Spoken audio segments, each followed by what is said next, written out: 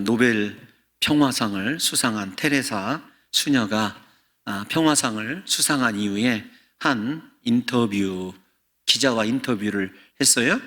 오래전에 한 인터뷰이지만 오늘날 이 시대에도 여전히 이 작은 거인 테레사 수녀의 외침이 우리에게 들려오는 듯하고 또 필요하다고 생각해서 한번 읽어드리려고 합니다. 가장 큰 질병은 결핵이나 문둥병이 아닙니다. 인도의 그 나환자들과 사역을 해서 상을 받았잖아요. 다시 들어갑니다. 가장 큰 질병은 결핵이나 문둥병이 아닙니다. 아무도 돌아보지 않고 아무도 위로하지도 않고 아무도 사랑하지 않고 아무도 필요로 하지 않는 것, 이것이 가장 무서운 질병입니다. 세상에는 빵이 없어서 죽어가는 사람도 많지만 작은 사랑이 없어서 죽어가는 사람이 더 많습니다. 여러분, 어떻게 이 시대에도 이 테레사 수녀의 고백이 필요하기도 하고 또 우리 가슴에 이렇게 와닿는 글이라고 생각되지 않으십니까? 이 시대에 커다란 질병도 아무도 위로하지 않는다는 것, 아무도 사랑을 베풀지 못한다는 것 아닐까, 이런 생각이 되어집니다.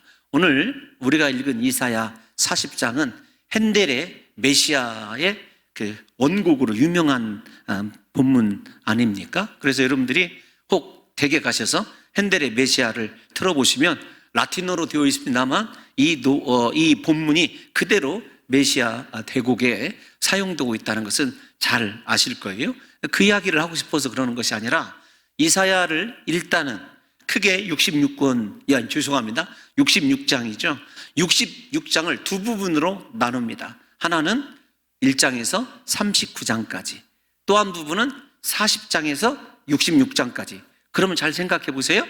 앞에 1장에서 39장까지 구약은 39권 예를 들면, 그 다음에 40장에서 66장까지 하면 27권, 신구약이 나누어지듯이 1장에서 39장의 내용과 그 다음에 40장에서 66장의 내용이 판이하게 다릅니다.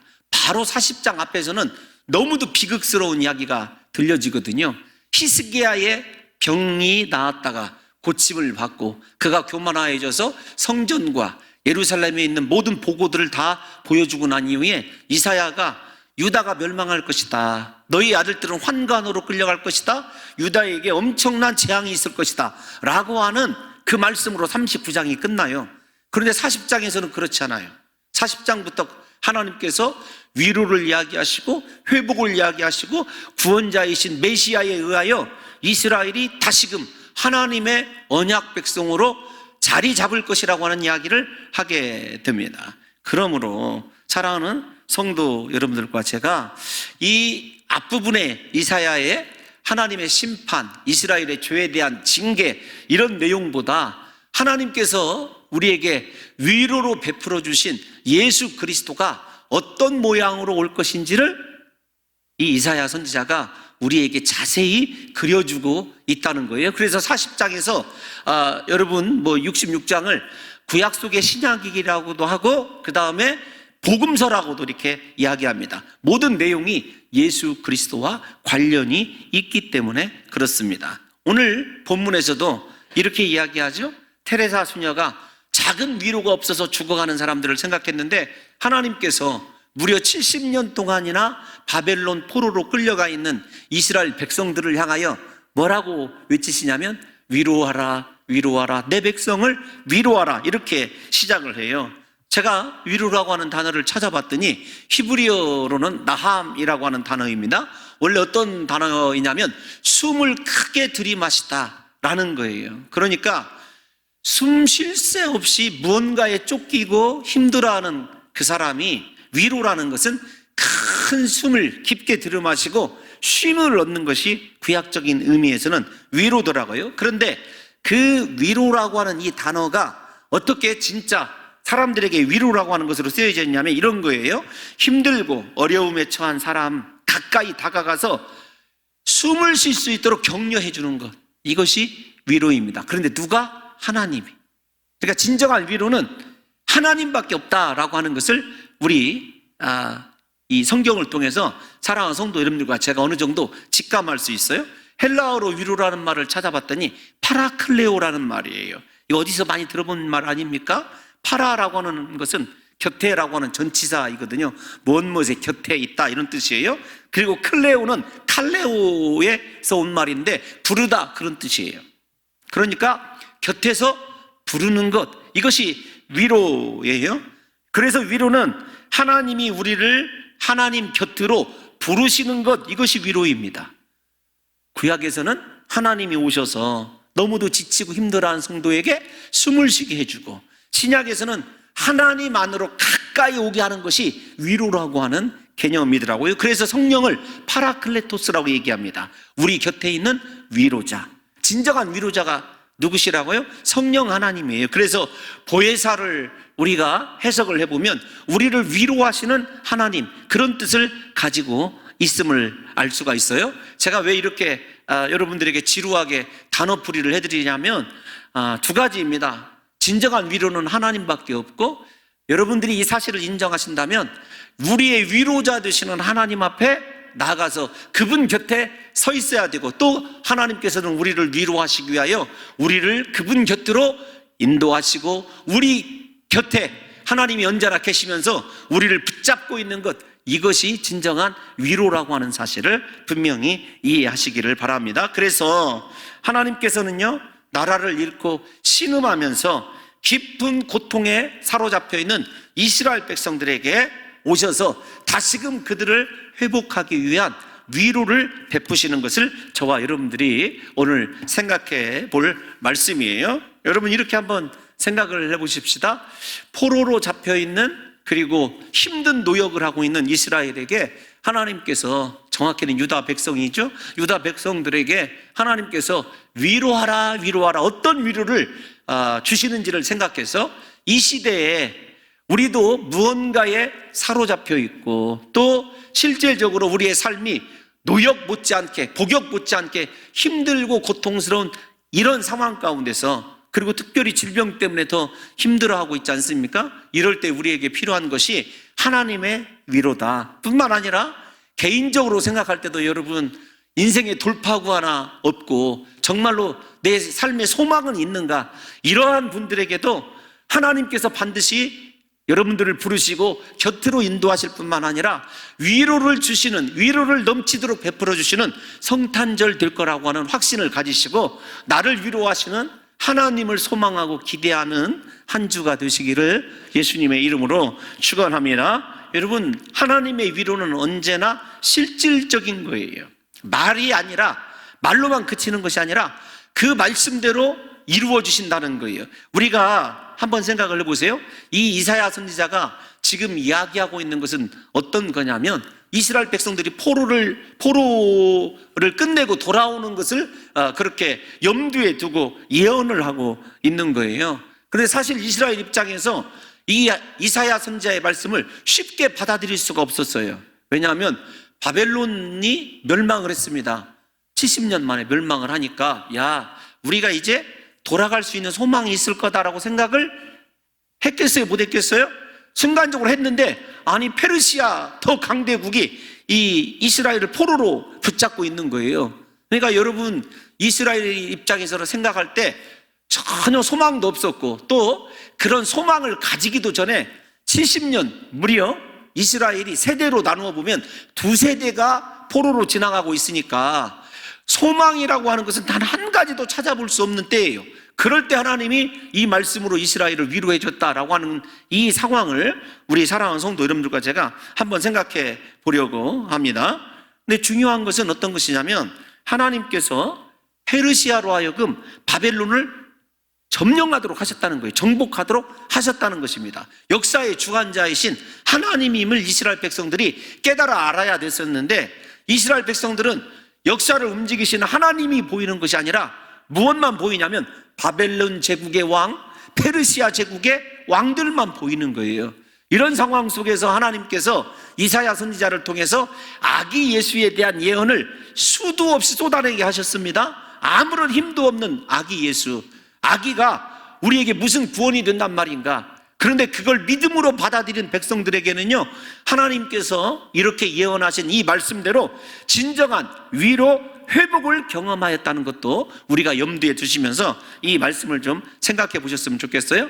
이제 끝났다, 절망이다. 페르시아의 이 제국이 들어섰을 때, 낭망하고 있을 때 그 페르시아 황제가 누구죠? 고레스 아닙니까? 이 고레스가 이스라엘 백성들에게 모든 노역을 마치고 본국으로 돌아가도 좋다고 하는, 그리고 그냥 돌려보내는 것이 아니라 성전도 중수할 수 있는 것도, 또 그들이 원하는 것도 다 공급해주는 놀라운 대반전을 이루는 거예요. 어떻게 이런 일이 일어날 수 있을까? 왜냐하면 하나님의 때, 즉 이스라엘의 복역의 때가 끝났기 때문에 그래요. 하나님의 때가 온 것이죠. 그래서 우리들이 두 번째로 생각해야 될 것은 어떤 것이냐면, 하나님 안에서 살아가는 자들은요, 절대 낙심하면 안 됩니다. 바벨론을 삼킨 고레스가 이제 우리를 어떻게 할 것인가 두려워하고 있을 때, 오히려 하나님께서는요, 이 고레스에 대하여 이사야 44장 28절에서 이렇게 부르고 있어요. 한 번만 같이 읽어보도록 하겠습니다. 이사야 44장 28절 시작. 고레스에 대하여는 이르기를 내 목자라 그가 나의 모든 기쁨을 성취하리라 하며, 예루살렘에 대하여는 이르기를 중건되리라 하며, 성전에 대하여는 내 기초가 놓여지리라 하는 자니라. 아멘. 이스라엘을 회복을 시키는데요, 예루살렘을 중수하고 성전을 다시 재건축하도록 이 고레스가 모든 일을 다 한다는 거예요. 그런데 고레스를 뭐라고 부르고 있어요? 내 목자다. 다른 성경에서는 내 종이다, 이렇게 이야기를 하고 있어요.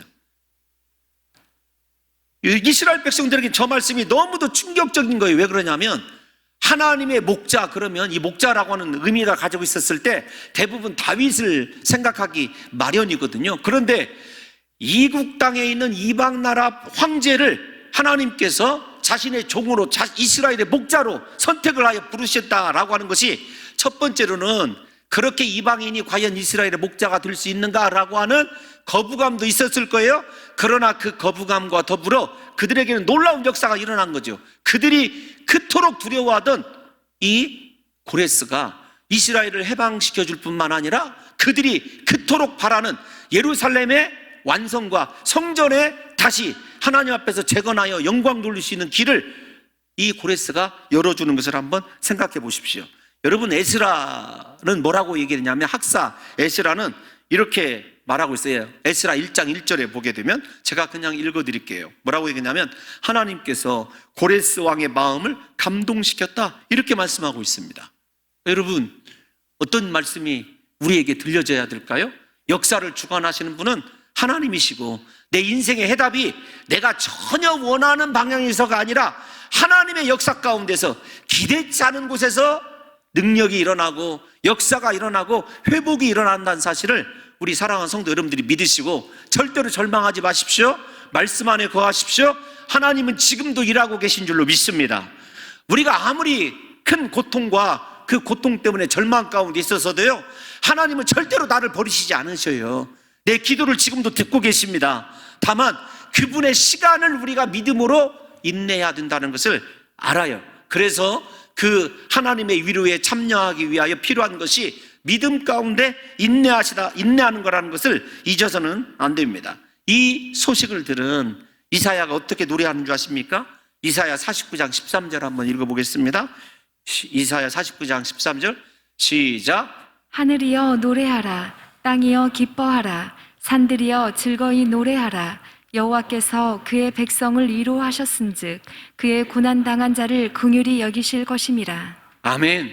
하나님은 우리의 위로의 하나님 되십니다. 하나님이, 다시 말씀을 드립니다, 전혀 이스라엘이 생각하지 못한 방법으로 완전히 이스라엘을 회복시켜 주시듯이 저와 여러분들을 긍휼히 여기심으로 말미암아 우리에게 위로를 베풀어 주실 줄로 믿습니다. 그래서 하나님 앞에서 살아가는 자들은요, 계속해서 이사야가 노래하는 것은 무엇이에요? 기뻐하라는 거예요. 우리가 누가복음 1장에서 예수님이 이 땅에 오셨을 때요, 하늘의 영광이지만 땅에 있는 백성들이 얼마나 기뻐했는지를 한번 생각해 보시라고요. 부디 이번 성탄절 때 소원합니다.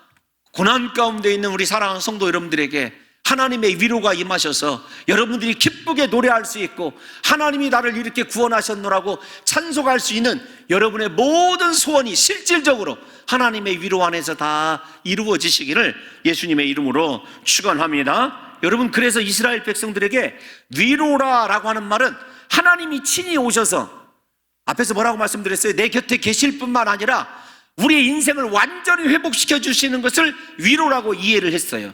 우리가 누가복음 신약에서 한번 확인을 해볼게요. 누가복음 2장 25절 다 같이 한번 읽어보겠습니다. 시작.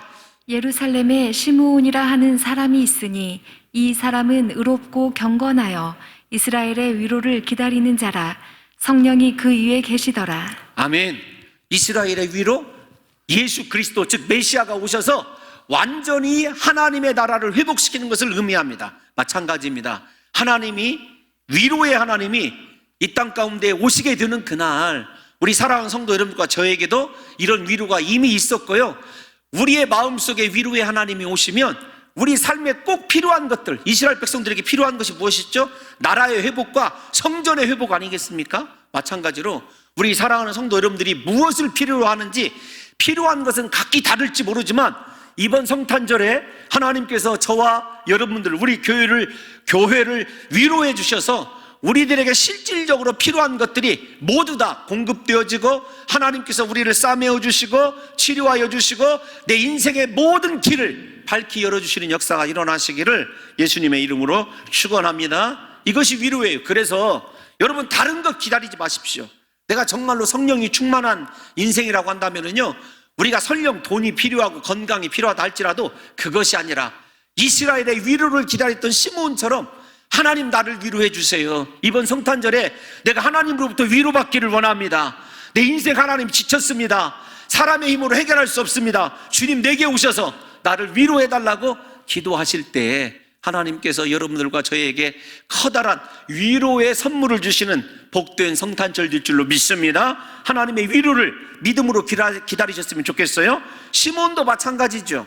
로마의 압제아래에 있는 이스라엘, 아무리 사방을 둘러봐도 소망이 없습니다. 우리가 잘 알고 있지 않습니까? 로마가 훨씬 페르시아보다 강력했지 않습니까? 그런데 시므온이요, 믿음으로 성령이 충만하니까 이스라엘을 위한 하나님의 위로를 기다리고 있던 사람이에요. 이 기다림이 그래서 우리에게는 참 소중한 것입니다. 믿음이 있는 사람이라고 한다면 예수님을 기다리는 거예요. 기다리십시오. 분명히 다시 말씀을 드리지만 소망이 없는 그 페르시아의 치하에 있었던 이스라엘, 소망이 없는 로마의 압제아래에 있었던 이스라엘 백성들이 진짜 신실한 사람들, 믿음의 사람들은 성령이 충만한 가운데 진정한 위로이신 예수님을 기다리고 소망했어요. 이번 한 주에, 이번 토요일이 여러분 성탄절 아닙니까? 주님, 나에게 위로와 기적을 베풀어 주옵소서. 믿음으로 사모하고 하나님을 기다리시는 성도 여러분들에게 하나님의 위로가 넘치게 될 줄로 믿습니다. 이 시대에 코로나 질병 때문에 이렇게 힘들고, 사실은 지금까지도 끝나지 않은 고난 때문에, 미래에 대한 불확실성 때문에 우리가 불안하고 염려가 된다 할지라도 우리를 고아와 같이 버려두지 아니하시고 우리와 영원토록 함께 하시며 내 인생을 위로하실 예수 그리스도, 그분이면 내 삶이, 내 인생이 반드시 회복된다고 하는 믿음의 사람들은요, 예수 그리스도를 기다리게 되어 있습니다. 우리 사랑하는 성도 여러분들이요, 예수님만이 나의 위로, 나의 소망이십니다. 그리스도를 소망하시고 믿음으로 기다리셔서 예수님을 만나시기를 예수님의 이름으로 축원합니다. 여러분, 위로의 메시지, 그러면 실질적으로 하나님께서 이사야 선지자를 통해서 이스라엘 백성들에게 주시고자 하는 위로는 무엇인가? 그 위로는요, 용서에 관한 위로라는 것을 우리가 분명히 이해할 수 있습니다. 하나님이 이스라엘에게 주신 위로의 메시지를 한번 살펴볼까요? 2절 말씀, 본문 2절 말씀 다 같이 한번 읽어보겠습니다. 시작. 너희는 예루살렘의 마음에 닿도록 말하며 그것에게 외치라. 그 노역의 때가 끝났고 그 죄악이 사함을 받았느니라. 그의 모든 죄로 말미암아 여호와의 손에서 벌을 배나 받았느니라 할지니라 하시니라. 아멘. 오늘 이사야 40장에 보면은요, 외치라, 외치란 말이 자주 등장을 해요. 그런데 노역의 때가 끝나고 그 죄사함이 이루어졌다라고 하는 것을 외치라는 거예요. 죄사함을 받았다는 것, 하나님의 위로 중에 위로의 시작이 어떤 것이냐라고 한다면 우리의 죄에 대한 용서입니다. 우리가 예수님의 이름이 무엇인지 잘 알고 있지 않습니까? 이름 뜻이 마태복음 1장 21절 한번 읽어보고 같이 또 생각을 하죠. 시작. 아들을 낳으리니 이름을 예수라 하라. 이는 그가 자기 백성을 그들의 죄에서 구원할 자이심이라 하니라. 아멘. 이스라엘을 향한 하나님의 위로 중에 위로는요, 이스라엘의 모든 죄가 다 사해졌다는 것입니다. 그 죄가 어떤 죄냐면 얼마나 심각한 죄냐면요, 우리 예레미야 2장 21절을 한번 읽어볼까요? 2장 22절 시작. 주 여호와의 말씀이니라. 네가 제물로 스스로 씻으며 네가 많은 비누를 쓸지라도 네 죄악이 내 앞에 그대로 있으리니. 도저히 쓰심 받을 수 없는, 그래서 우리가 읽은 본문에 보면은요, 죄악 앞에 그라고 하는 정관사가 있어요. 용서받을 수 없는 죄예요. 세상에 그 어떤 것으로도 씻을 수 없는 그 죄가 예수 그리스도가 오심으로 말미암아 깨끗하게 속량되었다는 것입니다. 무슨 말씀이냐면 이렇게 생각하셔야 됩니다. 내 생각에는 이 죄가 과연 용서받을 수 있을까? 그런데 아닙니다.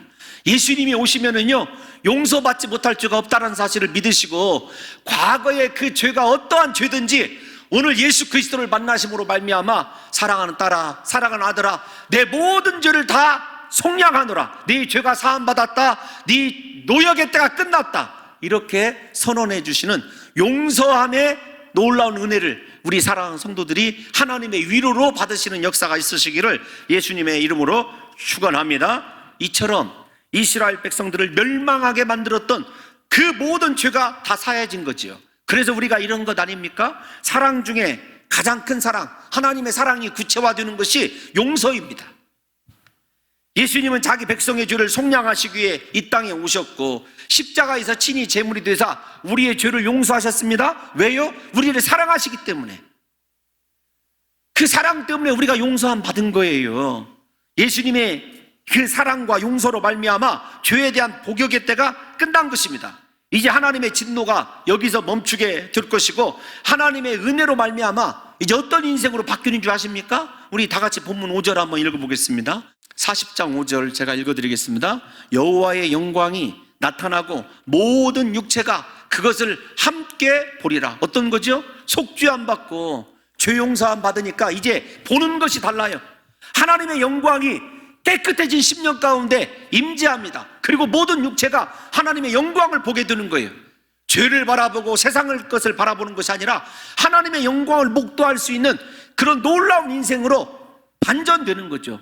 그 하나님의 위로의 완성이 하나님의 영광의 나타남이라고 한다면 그 위로의 시작이 어떤 거라고요?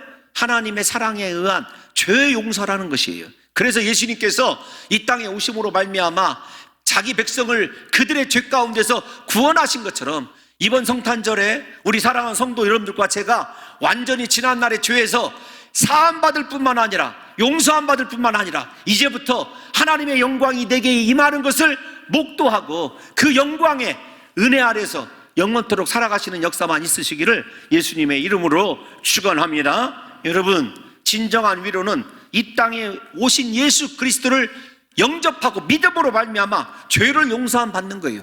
죄 용서함 받는 것으로 그치는 것이 아니라 이제부터 하나님의 영광을 사모하시면서 내 인생 가운데 임하신 하나님의 영광을 노래하고 찬양하는 복된 인생으로 거듭나는 역사가 있으시기를 예수님의 이름으로 축원합니다. 다시 선언합니다. 이제 내 죄악은 용서함 받았습니다. 내 복역의 때는 끝났습니다. 내 노역은 끝났습니다.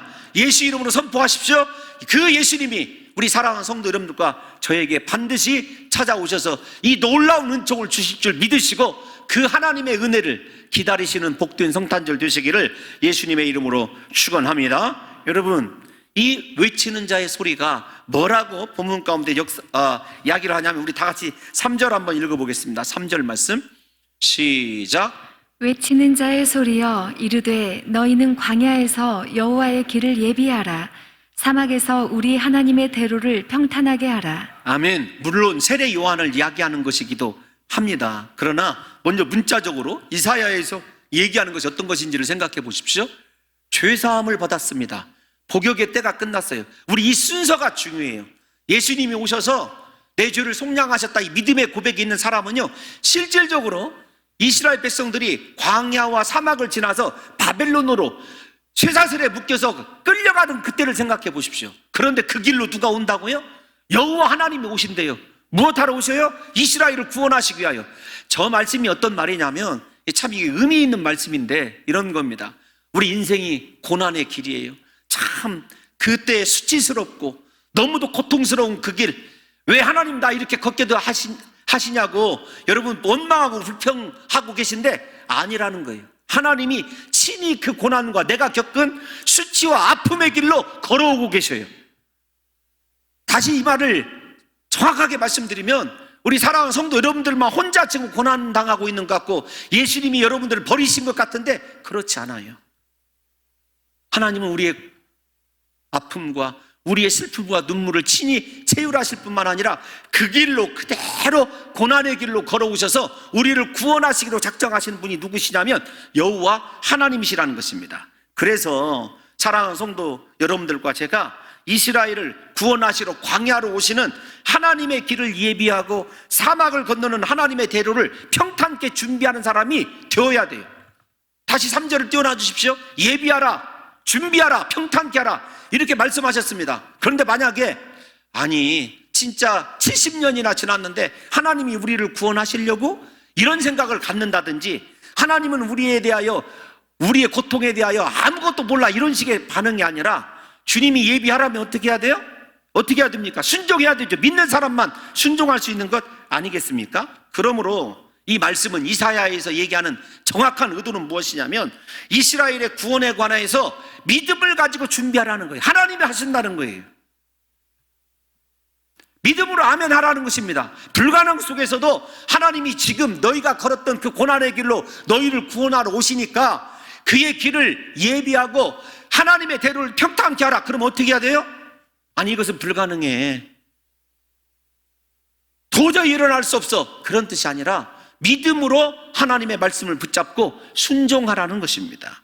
그리고 평탄케 믿음으로 그 길을 걷는 자들마다 어떤 일이 벌어지는 줄 아십니까? 우리 4절을 한번 보겠습니다. 4절 함께 읽어볼게요. 시작. 골짜기마다 도두어지며 산마다 언덕마다 낮아지며 고르지 아니한 곳이 평탄하게 되며 험한 곳이 평지가 될 것이요. 아멘. 여러분 생각해 보세요. 믿음의 사람만이 광야로 뛰어날 것이고 사막으로 달려갈 것 아니겠습니까? 왜 달려가요? 여호와께서 오신다고 그랬으니까 그 길을 준비하러 가는 거예요. 너무나 신약적인 개념으로 세례 요한으로 바로 건너가지 마시고 우리가 지금 내 인생의 이 문제는 도저히 불가능해, 내가 당하고 있는 이 아픔을 해결해 줄 수 없어, 아무도, 이렇게 생각하지 마시고 하나님이 내 인생길로 쫓아오고 계시다, 나를 구원하시기 위하여 오신다. 나는 어떻게 하면 돼요?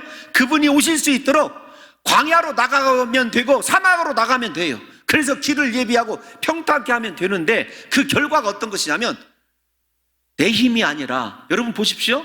어디를 보시냐면 끝에를 보세요. 평지가 낮아지며 평지가 될 것이요. 우리는 길을 예비하고 하나님 말씀에 순종하기 위해서 평탄한 길을 예비하러 나갔는데 실제적으로 골짜기마다 도도진다는 거예요. 이것을 많은 목사님들이 이렇게 다들 이야기하십니다. 어떤 거냐면 죄악의 값을 치르느라 이스라엘 백성들의 자존감은 낮아질 대로 낮아졌어요. 죄의식에 사로잡혀 있습니다. 그런데 그 골짜기 같았던 그렇게 어둡고 인생 처음으로 팍팍한 그들에게 하나님께서 평지가 되도록 회복을 시켜준대요. 반대로 여러분 우리가 산마다 언덕마다 높았던 것은요 낮아진다는 거예요. 교만하고 내 뜻대로 살았던 그 인생들의 마음이 한없이 낮아져가지고 하나님께서 쓰실 만한, 하나님께서 걸어오실 만한 평탄한 인생이 된다는 것입니다. 뿐만 아닙니다. 우리 사랑하는 성도 여러분들이요, 지금까지 우리가 살아온 인생의 울퉁불퉁한 고르지 아니한 그 길이 하나님의 능력으로 평탄하게 되는 것을 한번 생각해 보세요. 어떤 것입니까? 모든 인생이 낮아져야 될 사람은 낮아지게 되고 높아져야 될 사람은 높아지게 되고 삶의 모든 우여곡절이 그리스도 예수 이름의 능력으로 평탄하게 된다는 거예요. 어떤 사람에게요? 길을 예비하러 나가는 사람에게, 믿음으로 나가는 사람에게. 그러므로 사랑하는 성도 여러분들이요, 저와 여러분의 인생이 어떤 모양이냐 이거 걱정할 필요가 없습니다. 하나님께서 오시도록 내가 믿음으로 그분을 사모하고 기다리기만 하면 내 인생이 하나님이 원하시는 사람으로 만들어진다는 것이 이스라엘 백성들을 향한 하나님의 위로의 방식입니다.